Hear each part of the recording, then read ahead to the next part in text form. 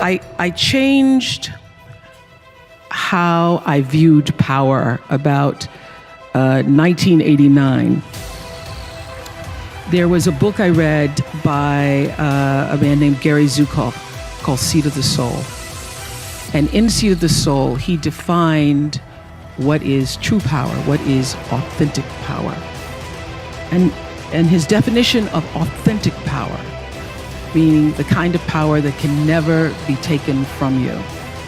Not your looks, not your fame, not your money, not your square footage, but authentic power is when the personality, your personality, comes to serve the energy of your soul.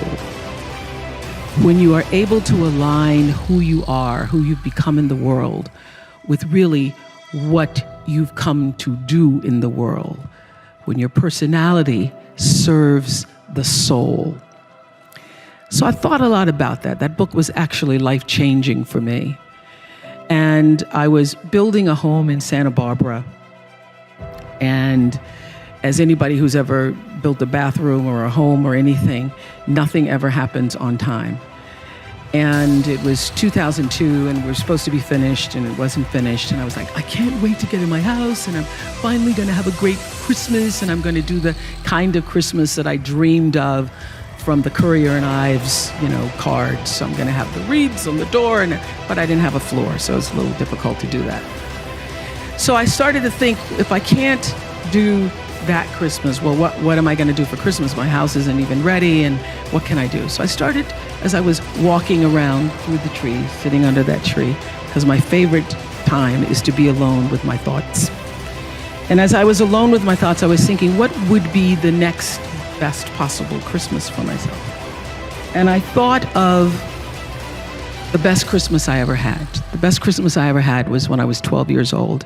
My mother was on welfare.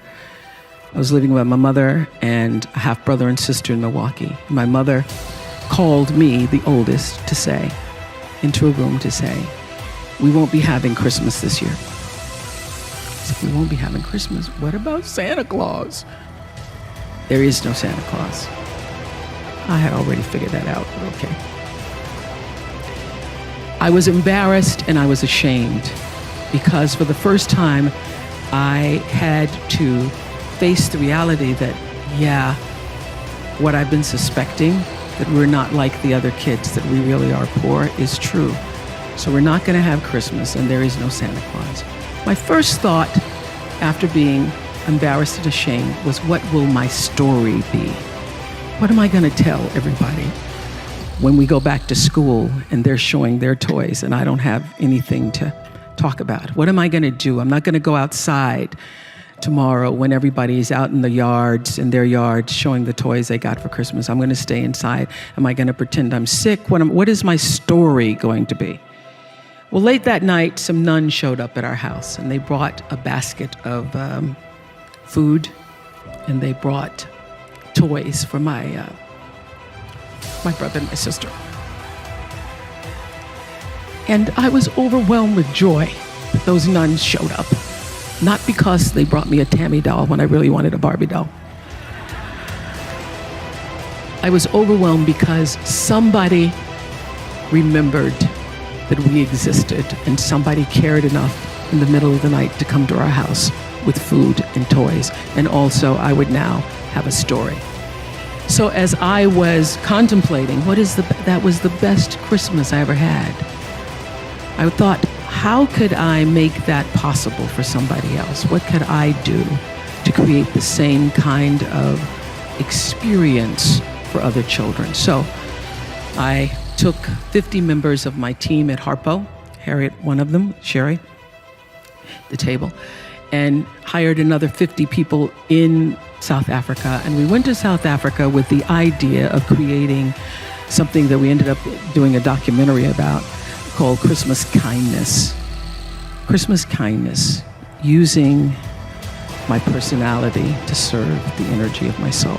So we went from village to village, offering toys and clothes, food, soccer balls to children who'd never experienced Christmas before. And early in the morning, you could see them lining up by the thousands to come.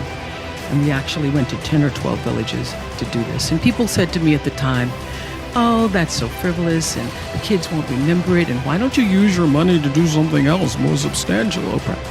And I said, they may not remember the toy. They may not remember the clothes, although they were most excited, the children, to open boxes containing clothes because, as their caretaker said to us, having new clothes made them not feel poor. And for so many of these kids, it was the first time they'd ever experienced having something that was new for them. They may not remember what they got in the box, but they will remember that somebody remembered them. They will remember the experience. So during this entire experience, Nelson Mandela had invited Stedman and I to stay at his home.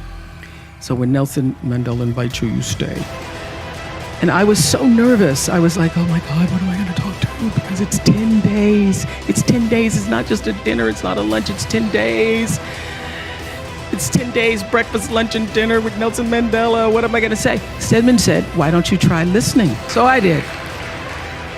I had 29 meals with Nelson Mandela. At first, really, I was very, like, oh my God, it's Nelson Mandela. And by the third or fourth day, he and I would sit together in his living room, sharing the paper at the end of the day, talking about events in the world. And one of the things we came to talk about the most was the power of education to overcome poverty. So in one of those lucid moments, I said to him, well, I've always wanted to build a school. He said, you want to build a school? Oprah, you want to build a school? So he got up and made a phone call to the Minister of Education. I wasn't planning on building it then, but all right. The Minister of Education comes over later in the day and we start the process of building a school.